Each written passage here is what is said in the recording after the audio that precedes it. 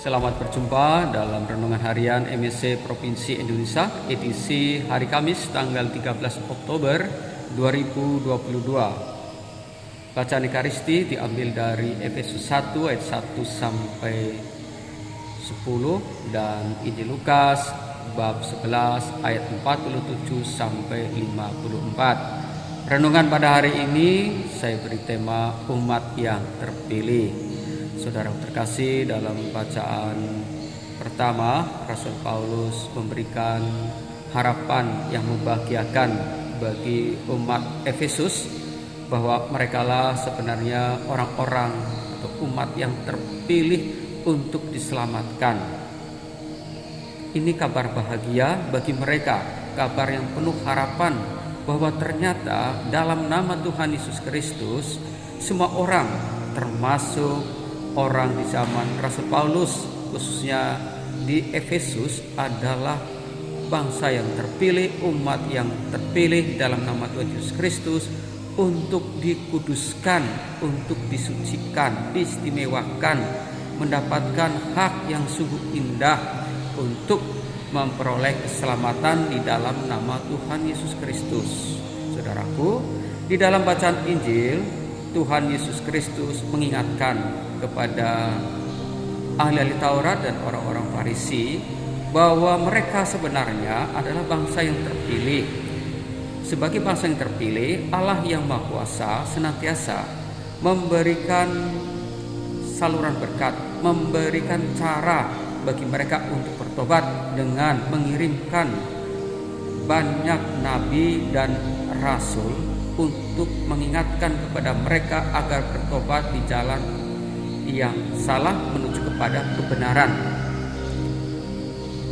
Namun demikian, karena ketegaran hati mereka, kedegilan hati mereka, niat baik Allah dengan mengirimkan para nabi yang jumlahnya begitu banyak dan para rasul, akhirnya separuh dari mereka mengalami penganiayaan dan mengalami kematian karena dibunuh oleh mereka yang memiliki harapan tersendiri, yang memiliki harapan keselamatan versi mereka sendiri, tanpa menghiraukan teguran, tanpa menghiraukan cara dari Tuhan, yaitu untuk mendengarkan sabda para nabi dan juga para rasul yang diutus oleh Allah itu.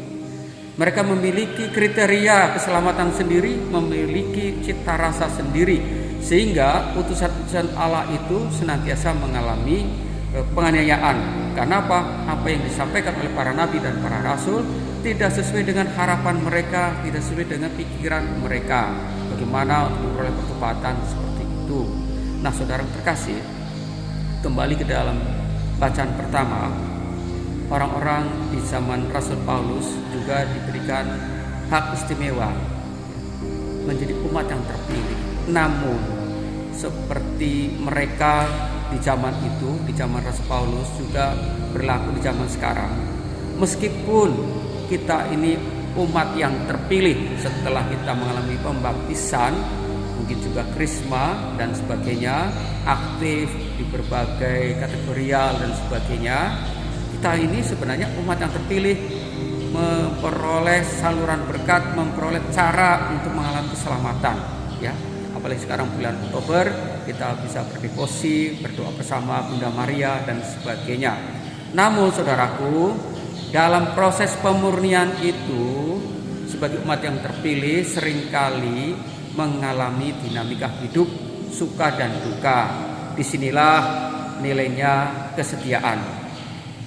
Sebagai umat yang terpilih, ya, setelah kita terbaptis, setelah dibaptis, ya terbaptis karena kita dibaptis, mungkin ada beberapa yang masih bayi, dibaptis mungkin setengah sadar atau tidak sadar, masih tidur dan sebagainya, dibaptis karena niat baik dari orang tuanya supaya kita memperoleh keselamatan, gitu, seperti itu. Nah, dalam proses selanjutnya, dalam kehidupan selanjutnya di masyarakat dan sebagainya, seringkali proses pemurnian itulah yang menyebabkan kita seringkali gagal dalam kesetiaan. Sehingga apa? Proses pemurnian itu dianggap sebagai kesusahan hidup. Kadang-kadang kita membanding-bandingkan antara umat yang beriman menurut pemikiran kita dengan orang yang tidak beriman kepada Kristus kok nyatanya sama saja. Seperti itu. Bahkan yang tidak beriman kepada Kristus usahanya lancar, bisnisnya lancar, karirnya lancar dan sebagainya. Sebaliknya, orang yang taat dan setia kepada Tuhan Yesus, taat berdevosi kepada Bunda Maria, kadangkala mengalami berbagai cobaan dan hambatan. Disinilah seringkali kita tidak sabar, sehingga proses pemurnian itu menjadi semacam cobaan hidup bagi kita, sehingga kadangkala kita ini tidak tahan, akhirnya mencari jalan lain, dan inilah kegagalan kita. Terus yang baik ya bagaimana? Dalam proses pemurnian itu kita belajar kepada Bunda Maria. Ya, Bunda Maria adalah perawan yang terpilih, yang istimewa, yang akan melahirkan Sang Juru Selamat. Tapi dalam proses kehidupan di masyarakat, Santa Perawan Maria juga mengalami suka duka, bahkan mengalami kepedihan hidup. Tapi Bunda Maria tetap setia dengan amanat yang diberikan oleh Tuhan Yesus Kristus. Para rasul, ada 12 rasul yang dipilih oleh Tuhan Yesus Kristus. Dalam perkembangannya, nyatanya dari 12 yang terpilih ada satu yang gagal total. Saudaraku, yang 11 mengalami jatuh bangun, akhirnya sukses menjadi santo, ya, menjadi rasul yang luar biasa, mempersembahkan hidupnya.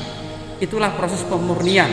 Kadangkala ada peristiwa jatuh dan bangun, tetapi kalau kita setia, kita akan menjadi pribadi-pribadi yang diselamatkan, yang dikuduskan. Saudaraku, semoga kita sekalian, umat yang terpilih, umat yang sudah diistimewakan oleh Tuhan Yesus Kristus itu setia sampai langkah yang terakhir.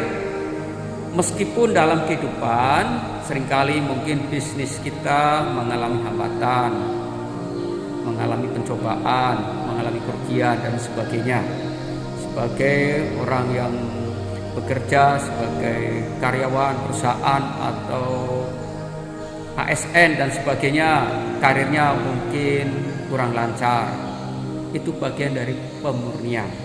Tetap setia, mohon kepada Tuhan Yang Maha Kuasa, mohon kepada Tuhan Yesus Kristus, dengan perantaraan Bunda Maria juga silahkan.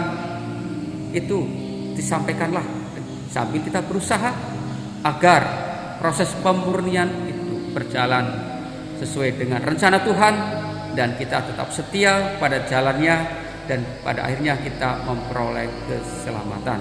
Tetap semangat, tetap bahagia bahwa Tuhan memberikan pemurnian kepada kita tanpa melewati batas kemampuan kita. Jadi tetap bahagia, tetap semangat, dan tetap beriman kepada Tuhan Yesus Kristus sebagai Tuhan dan Juru Selamat kita sekalian.